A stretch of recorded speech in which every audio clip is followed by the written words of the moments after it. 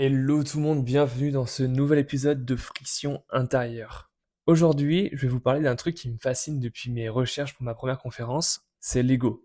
Ce que je vais vous partager aujourd'hui, ça va peut-être changer votre façon de voir les choses et d'ailleurs de vous voir surtout. Déjà, petit rappel rapide. Dans un épisode précédent, je vous ai transmis une notion de self, de soi, et notamment l'importance de faire une distinction entre le vrai et le faux soi. Je vous disais, si vous vous rappelez, que le true self, le vrai soi, c'est une partie spontanée, authentique, qui est connectée à nos besoins profonds, à notre vitalité. Et puis il y a le faux self, le faux soi, qui lui est plutôt une construction qui sert à répondre aux attentes extérieures, à garder l'amour ou l'approbation. Mais celui-ci, en fait, il nous coupe de notre élan vital. Et on appelle du coup ce faux soi également l'ego. Et attention, l'ego ici, c'est pas juste une personne centrée sur lui-même qu'on a l'habitude d'avoir dans le sens commun du terme, c'est pas la personne qui est égoïste, c'est vraiment l'ego de la vision du coup psychologique qui correspond à ce faux soi. Donc l'ego, c'est la construction de l'image de soi créée par la pensée, les souvenirs, les histoires personnelles. Et ce qui est intéressant à retenir pour ce début de podcast, c'est que l'ego,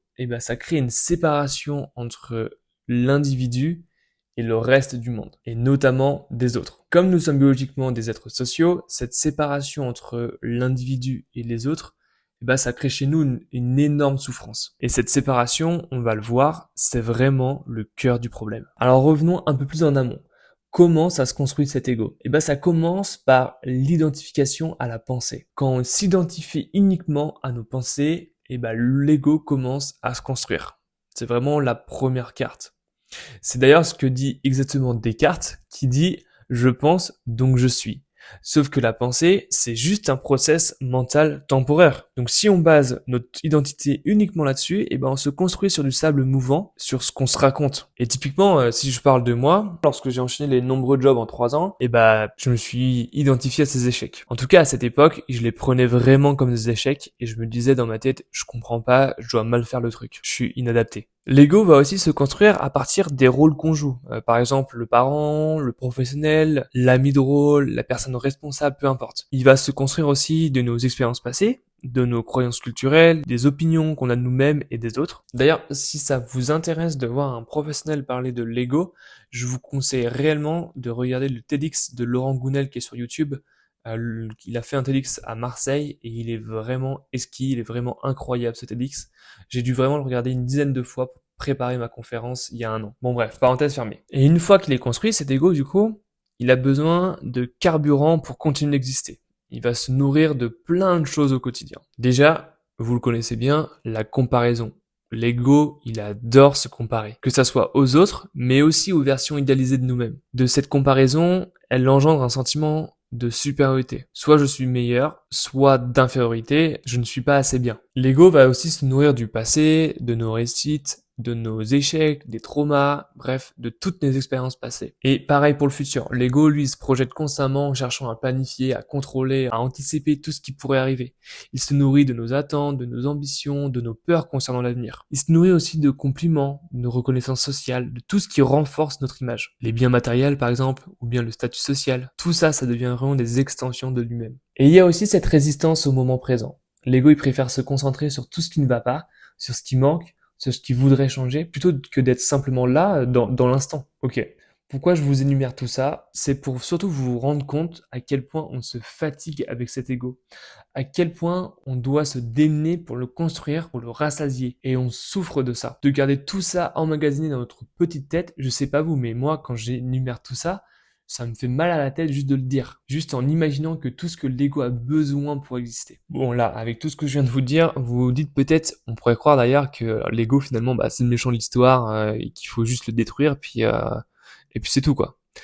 Et en fait, pas du tout, parce que l'ego, il a quand même des fonctions essentielles. Il nous permet typiquement de distinguer le réel de l'imaginaire, de gérer nos interactions avec le monde extérieur aussi, de prendre des décisions rationnelles. En fait, sans cette fonction d'ego, on serait vraiment incapable de fonctionner dans la réalité quotidienne. Bon, maintenant, on a posé les bases de ce que c'était l'ego. J'aimerais maintenant vous emmener un peu plus en profondeur, comme vous savez, avec ce podcast. Parce que toutes ces explications, c'est bien, mais ça nous dit pas vraiment d'où ça vient tout ça en fait. Comment est-ce que ça s'est construit? À quel moment de notre vie on a commencé à développer ce faux soi? Et justement, quand j'ai commencé mes recherches sur ma première conférence, j'ai exploré pas mal d'approches différentes. La psychologie, la spiritualité, les neurosciences, le développement personnel. J'ai lu pas mal de trucs super intéressants et je suis tombé sur un certain Stephen Wolinski. Et là, à ce moment-là, tout a cliqué dans ma tête. Pour rappel, j'ai fait une conférence pour expliquer une expérience personnelle, d'ailleurs, que je vous partage dans l'épisode 1. Son travail, ça a été vraiment celui qui m'a le plus convaincu, celui qui a vraiment provoqué cette prise de recul sur ma propre histoire, sur cette expérience perso. Pour vous la faire courte sur son histoire, en fait, c'est un psychothérapeute américain. Il est diplômé d'un doctorat en psychologie clinique. Et en 1977, il est parti, en fait, en Inde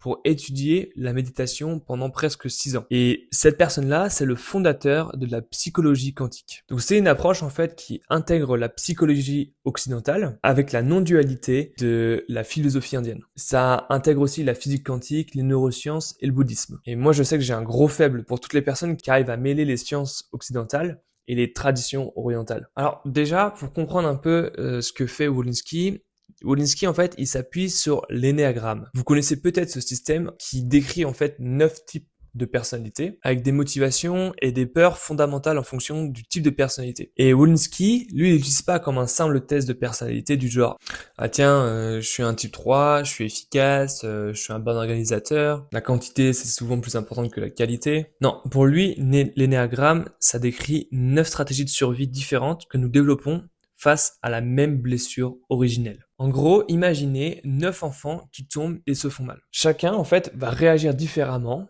en fonction de comment il a vécu, justement, cette chute. L'un va peut-être serrer les dents et dire « ouais, je suis fort, c'est bon, je vais pas pleurer ». Ou au contraire, l'autre, justement, va pleurer pour peut-être attirer l'attention et demander de l'aide. Un troisième va peut-être faire comme si de rien n'était passé pour pas se sentir malaisant. Ce qu'il faut comprendre, c'est que en fonction de un événement, on aurait 9 stratégies différentes face à la même douleur. Et cette blessure originelle, cette douleur, elle arrive très tôt. Ok, laissez-moi vous raconter l'histoire telle que Wolinski l'a décrit en nous ramenant à nos premiers mois de vie. Au début, le bébé vit dans ce que les psychanalystes appellent le narcissisme primaire. Et là, attention, ce n'est pas de l'égocentrisme au sens négatif, c'est pas le bébé qui se prend pour le centre du monde de manière arrogante, c'est un état de fusion totale avec l'univers, avec le monde qui l'entoure. Alors, imaginez le bébé. Pour lui, il n'y a pas vraiment de lui et de reste du monde, tout est mélangé. Quand il a faim, hop, le sein apparaît. Quand il pleure, des bras le prennent. Il ne se dit pas « Ah tiens, maman me donne à manger ». Non, c'est comme si le monde entier répondait à ses besoins instantanément. Il pense à quelque chose et boum, la chose apparaît. J'ai faim, paf, maman est là pour me nourrir. Wolinski appelle ça l'état de conscience pure. Pas de moi, pas d'autre, pas de séparation, juste l'être, paradis originel. Et puis un jour, quelque chose se casse. Ça peut être hyper subtil. Le bébé a faim, par exemple, encore une fois. Mais cette fois, sa maman, elle est occupée avec son grand frère. Elle arrive donc 3 minutes plus tard. Et ces 3 minutes, pour nous, c'est rien. Mais pour le bébé, qui vivait dans ce monde magique où tout arrivait direct, ces 3 minutes, c'est l'éternité. Ou alors ça peut être plus violent. Par exemple, une hospitalisation, sa maman qui est dépressive et absente, un papa qui part, un déménagement, un truc grave dans la famille. Et là, dans ce moment, l'enfant vit un truc dévastateur. Il capte, je suis tout seul en fait. Le monde et moi, c'est plus la même chose. C'est la chute du paradis, la rupture. Et cette rupture, elle fait tellement mal que l'enfant, pour tenir le coup, va devoir se raconter une histoire sur pourquoi ça arrive. Si je suis séparé, si je souffre, c'est parce qu'il y a quelque chose qui ne va pas chez moi. Et c'est là que la naissance de ce que Wolinski appelle le false core, la fausse croyance, la blessure identitaire fondamentale. Et selon l'enfant, selon le contexte, selon plein de facteurs, il va tirer une conclusion suivante. Pour le type 1 de l'énéagramme, le perfectionniste, la croyance qu'il va tirer de cette blessure, c'est il y a quelque chose qui cloche chez moi. Pour le deuxième, le type 2, l'altruiste, c'est je ne vaux rien.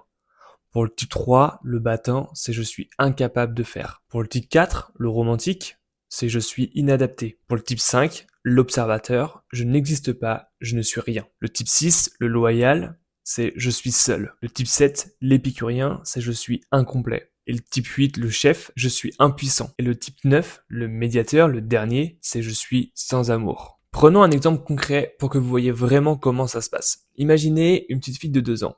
Elle court vers sa mère, toute excitée, avec un dessin « Maman, regarde !» Elle est ultra fière, elle a passé du temps dessus, elle veut partager ça avec sa personne la plus importante de son univers, Mais sa maman est au téléphone. Elle est stressée par un problème de travail et elle fait un geste agacé en mode pas maintenant. Pour nous, adultes, c'est un moment ultra banal. Ça arrive tous les jours. On est occupé. On peut pas être disponible H24.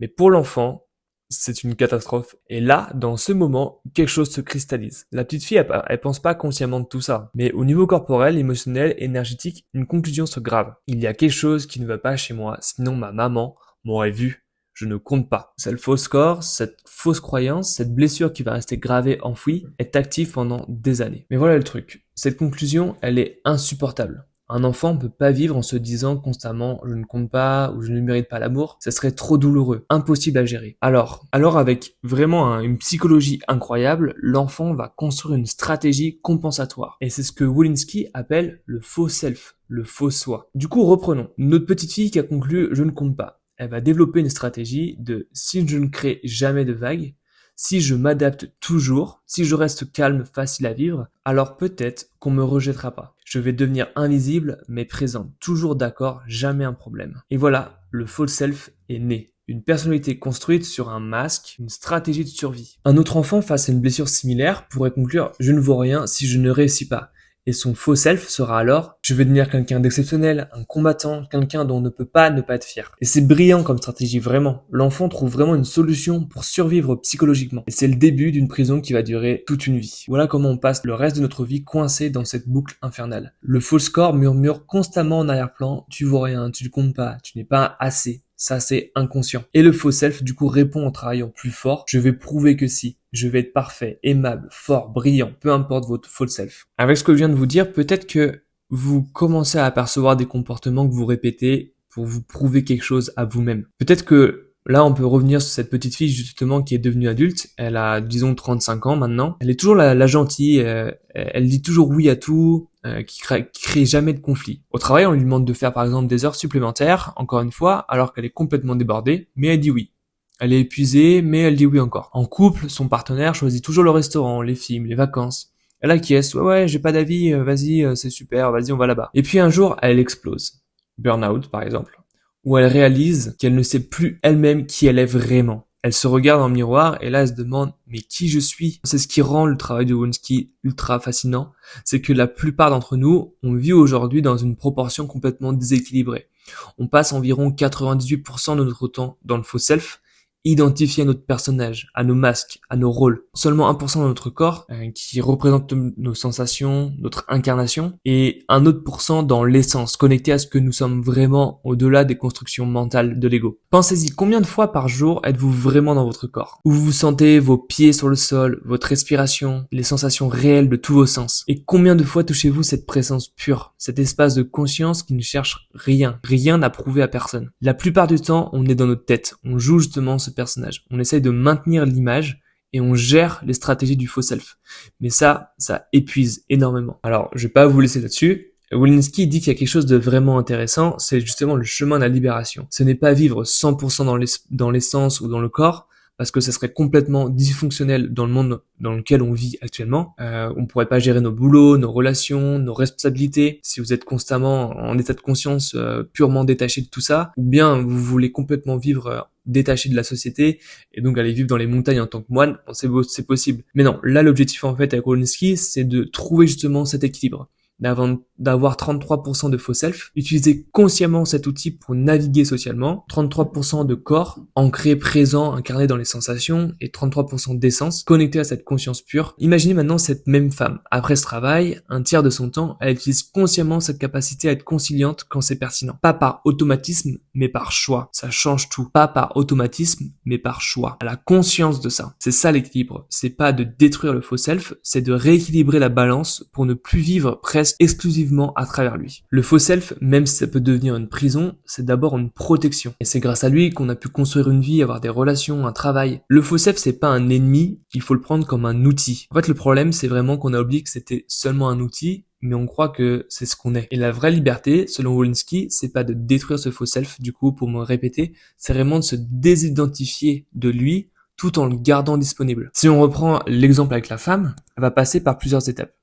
D'abord, reconnaître son faux self. Ah, voilà la petite voix qui me dit que depuis toujours, je ne compte pas. Je vois d'où ça vient. C'est une conclusion que j'ai tirée à 2 ans, par exemple, qui est d'ailleurs pas une vérité absolue. D'ailleurs, petit aparté encore une fois, mais je vous conseille de donner un nom à cette petite voix. Le fait de personnaliser justement, ça va vous permettre de créer un dialogue et de vous aider à vous désidentifier de cette petite voix. Et donc cette femme, justement, elle va se désidentifier de cette voix. Je ne suis pas cette stratégie, j'ai développé cette stratégie. Nuance.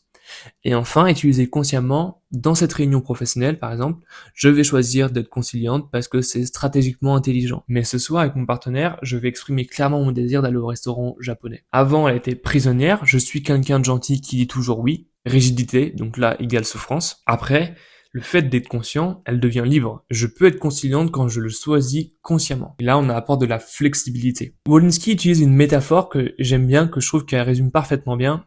C'est que vous êtes acteur d'une pièce de théâtre. Votre faux self, c'est le personnage que vous jouez. Le problème n'est pas qu'il y ait un personnage. La pièce a besoin de ce personnage. Le public est venu voir une histoire. Le problème, c'est quand vous oubliez que vous jouez, que vous croyez être le personnage. La libération, c'est pas de quitter la scène et de refuser de jouer, c'est de se souvenir constamment, ah oui, je joue, je suis l'acteur, pas le rôle. Et même les plus grands maîtres spirituels, même ceux qui ont réalisé la conscience pure, continuent d'utiliser leur personnalité pour enseigner, pour vivre, pour communiquer. La différence, c'est qu'ils savent qu'ils jouent. Ils n'ont pas oublié qu'ils sont acteurs. Donc voilà, le travail de Wolinski. En une petite synthèse, c'est que nous avons commencé dans l'unité, dans cet état pur de fusion totale avec le monde, sans le moi séparé, puis nous avons vécu cette rupture à un moment T avec notre extérieur. Nous avons donc créé un false corps, cette blessure de séparation, et un faux self, ce masque pour survivre face à cette fausse croyance. Et tout le chemin spirituel, toute cette quête de développement personnel, de psychologie, de méditation, c'est un retour vers cette unité originelle. Mais avec une différence cruciale, c'est que maintenant, c'est conscient. False self reste disponible comme un outil dans la boîte à outils. On peut le sortir quand c'est utile et on peut le ranger quand c'est plus nécessaire. Voilà, j'espère que cet épisode vous a donné matière à réfléchir. Peut-être que vous allez commencer à observer votre propre faux self en action. Peut-être que vous allez reconnaître votre false score. Si c'est le cas, soyez vraiment bienveillant avec vous-même. Ce n'est pas un problème d'avoir tout ça, c'est humain et c'est ce qui nous permet justement de vivre avec les autres. La question c'est, est-ce que vous en êtes conscient ou est-ce que vous êtes en pilotage automatique? Merci d'avoir écouté cet nouvel épisode de Friction Intérieure. On se retrouve très bientôt pour un prochain épisode. C'était Johan, ciao.